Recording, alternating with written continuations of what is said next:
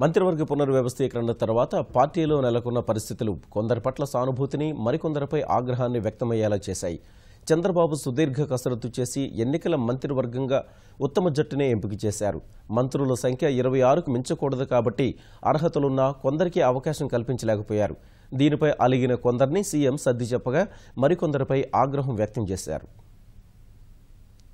మంత్రివర్గ పునర్వ్యవస్థీకరణలో పదవి కోల్పోయిన బొజ్జల గోపాలకృష్ణారెడ్డి ఎమ్మెల్యే పదవికి రాజీనామా చేసి కలకలం రేపారు. సీనియర్ నేతైన బొజ్జలకు చంద్రబాబు సమకాలికుడిగా గుర్తింపుతో పాటు ఆయనతో సాన్నిహిత్యముంది. అనారోగ్యం పాలైన బొజ్జల పార్టీకి కార్యకర్తలకు మధ్య దూరం పెరిగిందని పార్టీ భావించింది. సమస్యలు చెప్పుకునేందుకు అందుబాటులో ఉండడం లేదనే భావన వ్యక్తమైంది.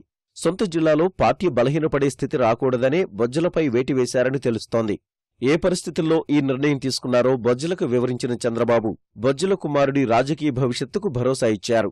ప్రమాణ స్వీకారానికి ముందు తరువాత మొత్తం 3 సార్లు చంద్రబాబు ఫోన్ చేయడంతో శాంతించిన బొజ్జల పరిస్థితి అర్థం చేసుకున్నట్టు ప్రకటించారు. ఆయన్ను రెచ్చగొట్టే ప్రయత్నం చేసిన వారిపై అధిష్టానం ఓ కన్నేసి ఉంచింది.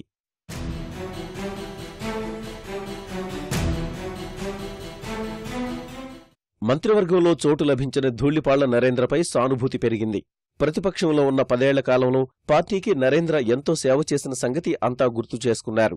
ముఖ్యంగా 2004లో గుంటూరు జిల్లాలో తెలుగుదేశం పార్టీ తరఫున ధూళిపాళ్లే గెలిచారు.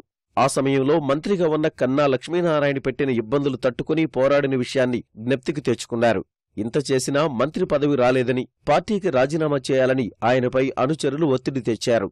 ధూళిపాళ్ల నరేంద్రకు మంత్రి పదవి ఇవ్వకపోవడంపై ఆ పార్టీ కార్యకర్తలు నిరసన తెలిపారు. స్వగ్రామం చింతలపూడిలో 4 యువకులు సెల్ టవర్ ఎక్కి హడావుడి చేశారు. చంద్రబాబు మాటకు విలువిచ్చి సంయమనం పాటించిన ఆయనపై అధిష్టానం గౌరవం మరింత పెరిగింది. ఈ సమయంలో కొందరు గుంటూరు జిల్లా నేతల అసంతృప్తి రాగం పార్టీకి ఆగ్రహం తెప్పించింది.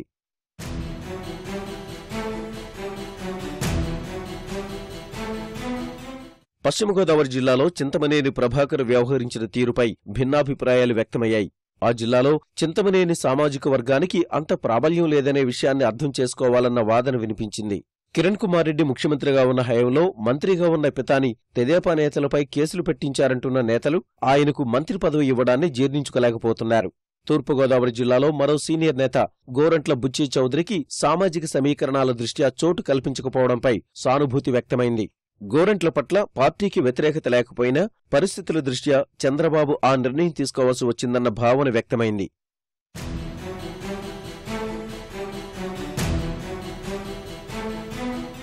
విజయవాడ ఎమ్మెల్యే బొండా ఉమ తీరుపై ముఖ్యమంత్రి చంద్రబాబు ఆగ్రహం వ్యక్తం చేశారు. తొలిసారి ఎమ్మెల్యేగా గెలిచినా మంత్రి కావాలంటూ పార్టీని ఇబ్బంది పెట్టడాన్ని తీవ్రంగా పరిగణించారు. ఉమకు చెందిన వివాదాలు తనతో భేటీ సందర్భంగా ముఖ్యమంత్రి ప్రస్తావించినట్లు సమాచారం. గన్మెన్పై దాడి అంశాన్ని సీఎం గుర్తు చేశారు. క్రమశిక్షణ లేకుండా వ్యవహరిస్తే సహించేది లేదని హెచ్చరించారు.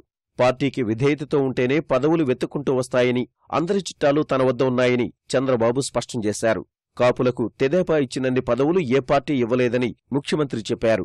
ముఖ్యమంత్రితో సమావేశం తర్వాత పార్టీ నిర్ణయానికి కట్టుబడి ఉంటారని బొండా ఉమ ప్రకటన చేశారు.